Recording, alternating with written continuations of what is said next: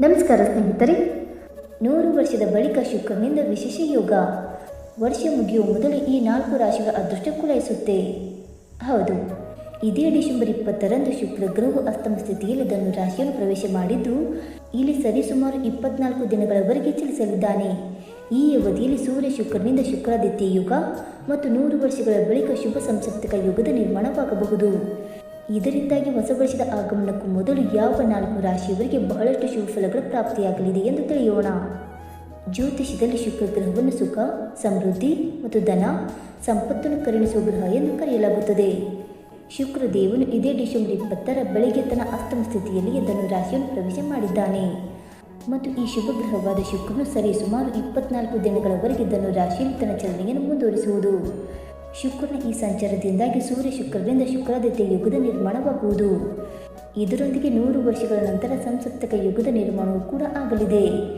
ಜ್ಯೋತಿಷ್ಯದ ಪ್ರಕಾರ ಶುಕ್ರನಿಂದ ರೂಪುಗೊಳ್ಳುವ ಈ ಶುಕ್ರ ಯೋಗಗಳಿಂದಾಗಿ ಹೊಸ ವರ್ಷದ ಆಗಮನಕ್ಕೂ ಮೊದಲು ಕೆಲವು ರಾಶಿಗೆ ಸೇರಿದ ಜನರಿಗೆ ಸಾಕಷ್ಟು ಶುಭ ಉಂಟಾಗುವ ಸಾಧ್ಯತೆ ಇರಲಿದೆ. ಹಾಗಾದರೆ ಆ ಅದೃಷ್ಟಶಾಲಿ ರಾಶಿಗಳು ಯಾವುವೆಂದು ತಿಳಿದುಕೊಳ್ಳೋಣ. ಬನ್ನಿ ಸ್ನೇಹಿತರೆ. ಅದಕ್ಕೂ ಮುಂಚೆ ನೀವು ನಮ್ಮ ಚಾನಲ್ಗೆ ಸಬ್ಸ್ಕ್ರೈಬ್ ಮಾಡದೆ ನೋಡ್ತಾ ಇದ್ದರೆ ದಯವಿಟ್ಟು ನಮ್ಮ ಚಾನಲ್ಗೆ ಸಬ್ಸ್ಕ್ರೈಬ್ ಮಾಡಿಕೊಳ್ಳಿ ಸ್ನೇಹಿತರೆ.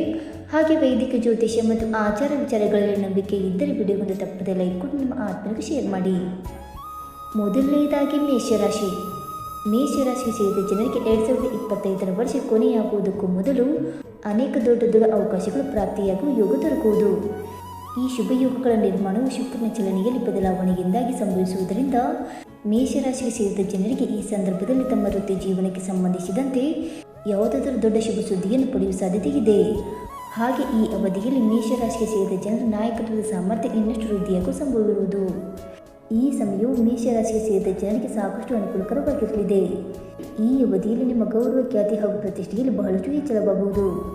ಜೊತೆಗೆ ಕೆಲಸದ ಸ್ಥಳದಲ್ಲಿ ಮೇಷರಾಶಿಗೆ ಸೇರಿದ ಜನರಿಗೆ ಉನ್ನತ ಪದವಿ ದೊರಕುವ ಸಂಭವವು ಹೆಚ್ಚಾಗಿರಲಿದೆ. ಇದರೊಂದಿಗೆ ಶುಕ್ರನ ಶುಭ ಪ್ರಭಾವದಿಂದ ಹೆಚ್ಚಿನ ಧನ ಸಂಪತ್ತು ಪಡೆಯುವ ಯೋಗ ನಿರ್ಮಾಣವಾಗಲಿದೆ. ಜೊತೆಗೆ ಈ ಅವಧಿಯಲ್ಲಿ ನಿಮಗೆ ಯಾವುದಾದ್ರೂ ಹೊಸ ವಾಹನ ಅಥವಾ ಯಾವುದಾದ್ರೂ ಅಮೂಲ್ಯವಾದ ವಸ್ತು ಖರೀದಿಸುವ ಯೋಗವು ದೊರಕುವುದರಿಂದ ನೀವು ಸಾಕಷ್ಟು ಸಂತೋಷದಿಂದಿರುವಿರಿ. ಎರಡನೆಯದಾಗಿ ತುಲಾರಾಶಿ. ತುಲಾರಾಶಿಗೆ ಸೇರಿದ ಜನರಿಗೆ ಈ 2 ಶುಭ ಯೋಗಗಳ ನಿರ್ಮಾಣದಿಂದಾಗಿ ನೀವು ಸಾಕಷ್ಟು ಸಂತೋಷದಿಂದಿರುವಿರಿ. ಈ ಸಂದರ್ಭದಲ್ಲಿ ತುಲಾರಾಶಿಗೆ ಸೇರಿದ ಜನರಿಗೆ ಅಪಾರವಾದ ಧನ ಸಂಪತ್ತಿನ ಪ್ರಾಪ್ತಿಯಾಗುವ ಸಾಧ್ಯತೆ ಇರುವುದು. ಜೊತೆಗೆ ತುಲಾರಾಶಿಗೆ ಸೇರಿದ ಜನರು ಈ ಸಂದರ್ಭದಲ್ಲಿ ಯಾರಿಗಾದರೂ ಸಾಲವಾಗಿ ಹಣವನ್ನು ನೀಡಿದರೆ ಅದು ವಾಪಸ್ಸು ದೊರಕುವ ಸಾಧ್ಯತೆ ಹೆಚ್ಚಾಗಲಿದೆ. ಶುಕ್ರನ ಚಲನೆಯಲ್ಲಿ ಬದಲಾವಣೆಯಿಂದಾಗಿ ತುಲಾರಾಶಿಗೆ ಸೇರಿದ ಜನರ ಖರ್ಚು ಕಡಿಮೆಯಾಗಲಿದೆ ಮತ್ತು ಆದಾಯದಲ್ಲಿ ಬಹಳಷ್ಟು ಹೆಚ್ಚಳವಾಗುವುದು.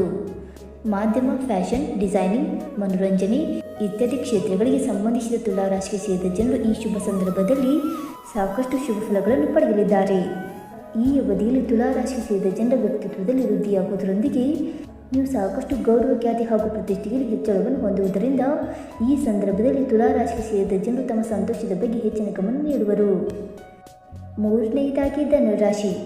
ಧನುರಾಶಿಗೆ ಸೇರಿದ ಜನರಿಗೆ ಶುಕ್ರನ ರಾಶಿ ಬದಲಾವಣೆ. ಈ ಅವಧಿಯಲ್ಲಿ ಧನುರಾಶಿಗೆ ಸೇರಿದ ಜನರ ಬಳಿ ಧನ ಸಂಪತ್ತಿಗೆ ಯಾವುದೇ ರೀತಿಯ ಕೊರತೆ ಉಂಟಾಗುವುದಿಲ್ಲ.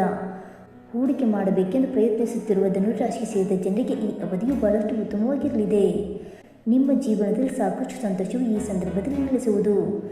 2 ಶುಭ ಯೋಗಗಳ ನಿರ್ಮಾಣದಿಂದಾಗಿ ಧನುರಾಶಿಗೆ ಸೇರಿದ ಜನರು ಈ ಅವಧಿಯಲ್ಲಿ ಹೆಚ್ಚಿನ ಕೆಲಸವನ್ನು ಮಾಡುವ ಸಾಮರ್ಥ್ಯವನ್ನು ಹೊಂದುವರು. ಇದರಿಂದಾಗಿ ದೊಡ್ಡ ಯಶಸ್ಸು ದೊರಕುವ ಸಂಭವ ಹೆಚ್ಚಾಗಿರಲಿದೆ. ಓದು, ಕನ್ಸಲ್ಟಿಂಗ್ ಇತ್ಯಾದಿಗಳಿಗೆ ಸಂಬಂಧಿಸಿದ ಧನುರಾಶಿಗೆ ಸೇರಿದ ಜನರು ಈ ಸಂದರ್ಭದಲ್ಲಿ ಹೊಸ ಅವಕಾಶಗಳನ್ನು ಪಡೆಯುವ ಸಾಧ್ಯತೆಯು ಹೆಚ್ಚಾಗಿರಲಿದೆ. ಶುಕ್ರನ ಶುಭ ಪ್ರಭಾವದಿಂದ ಧನುರಾಶಿಗೆ ಸೇರಿದ ಜನರು ತಮ್ಮ ಕೆಲಸದ ಸ್ಥಳದಲ್ಲಿ ಹೆಚ್ಚಿನ ಗೌರವ, ಖ್ಯಾತಿ ಗಳಿಸುವುದರೊಂದಿಗೆ ನಿಮಗೆ ಉನ್ನತ ಪದವಿಯ ಪ್ರಾಪ್ತಿಯು ಈ ಸಂದರ್ಭದಲ್ಲಿ ಆಗುವ ಯೋಗವು ದೊರಕಬಹುದು. ಇನ್ನು 4ನೆಯದಾಗಿ ಮೀನರಾಶಿ. ಶುಕ್ರನ ಚಲನೆಯಲ್ಲಿ ಬದಲಾವಣೆಯಿಂದಾಗಿ ನಿರ್ಮಾಣಗೊಳ್ಳಲಿರುವ ಶುಭ ಯೋಗಗಳಿಂದಾಗಿ ಮೀನರಾಶಿಗೆ ಸೇರಿದ ಜನರು ತಮ್ಮ ಕೆಲಸದಲ್ಲಿ ಹೆಚ್ಚಿನ ಗೌರವ, ಖ್ಯಾತಿಯನ್ನು ಗಳಿಸಲಿದ್ದಾರೆ. ಈ ಸಂದರ್ಭದಲ್ಲಿ ಮೀನರಾಶಿಗೆ ಸೇರಿದ ಜನರಿಗೆ ಅದೃಷ್ಟದ ಸಂಪೂರ್ಣ ಬೆಂಬಲವು ಪ್ರತಿಯೊಂದು ಹೆಜ್ಜೆಯಲ್ಲಿ ದೊರಕಲಿದೆ. ಜೊತೆಗೆ ಈ ಅವಧಿಯಲ್ಲಿ ಮೀನರಾಶಿಗೆ ಸೇರಿದ ಜನರ ನಿರ್ಧಾರವನ್ನು ತೆಗೆದುಕೊಳ್ಳುವ ಸಾಮರ್ಥ್ಯವು ಸಾಕಷ್ಟು ಬಲಗೊಳ್ಳಲಿದೆ.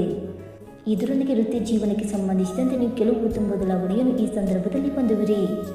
ಈ ಅವಧಿಯಲ್ಲಿ ಮೀನರಾಶಿಗೆ ಸೇರಿದ ಜನರಿಗೆ ಪ್ರಗತಿಗಾಗಿ ಯಾವುದಾದರೂ ಉತ್ತಮ ಅವಕಾಶಗಳ ಪ್ರಾಪ್ತಿಯಾಗುವ ಯೋಗ ನಿರ್ಮಾಣಗೊಳ್ಳಲಿದೆ. ಆದರೆ ಈ ಸಂದರ್ಭದಲ್ಲಿ ನೀವು ಯಾವುದೇ ರೀತಿಯ ವಾದ ವಿವಾದಗಳಿಗೆ ಒಳಗಾಗದಂತೆ ಎಚ್ಚರ ವಹಿಸುವುದು ಮುಖ್ಯ.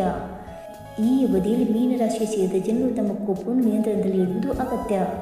ಜೊತೆಗೆ ಈ ಸಂದರ್ಭದಲ್ಲಿ ನಿಮ್ಮ ಕೋಪ ಮತ್ತು ಅಹಂಕಾರವನ್ನು ನಿಯಂತ್ರಿಸುವುದು ಒಳ್ಳೆಯದು. ಇದರಿಂದಾಗಿ ಈ ಅವಧಿಯು ನಿಮಗೆ ಸಾಕಷ್ಟು ಅವಿಸ್ಮರಣೀಯವಾಗಿರುವುದು ಖಂಡಿತ. ಸ್ನೇಹಿತರೆ, ಮೇಲೆ ಹೇಳಿರುವ 4 ರಾಶಿಗಳಾದ ಮೇಷರಾಶಿ, ತುಲಾರಾಶಿ, ಧನುರಾಶಿ ಮತ್ತು ಮೀನರಾಶಿಗೆ ಸೇರಿದ ಜನರಲ್ಲಿ ನಿಮ್ಮ ರಾಶಿಯು ಒಂದಾಗಿದ್ದರೆ ಈ ವರ್ಷದ ಅಂತ್ಯದೊಳಗೆ ಅಂದರೆ 2025 ಅಂತ್ಯದೊಳಗೆ ಅದೃಷ್ಟದ ಸಂಪೂರ್ಣ ಬೆಂಬಲವನ್ನು ನಿಮ್ಮ ಪ್ರತಿಯೊಂದು ಹೆಜ್ಜೆಯಲ್ಲಿ ಪಡೆಯುವುದರೊಂದಿಗೆ ನಿಮ್ಮ ಮೇಲೆ ಧನ ಸಂಪತ್ತಿನ ಮಳೆ ಸುರಿಯುವುದರಿಂದ ಸುಖ ಸಮೃದ್ಧಿಯಿಂದ ಕೂಡಿದ ಜೀವನ ನಿಮ್ಮದಾಗುವುದು. ಸ್ನೇಹಿತರೆ, ಈ ಮಾಹಿತಿ ನಿಮಗೆ ಇಷ್ಟವಾಯಿತಾ? ಇಷ್ಟವಾಗಿದ್ದರೆ ವಿಡಿಯೋಗೊಂದು ಲೈಕ್ ಮಾಡಿ, ಶೇರ್ ಮಾಡಿ.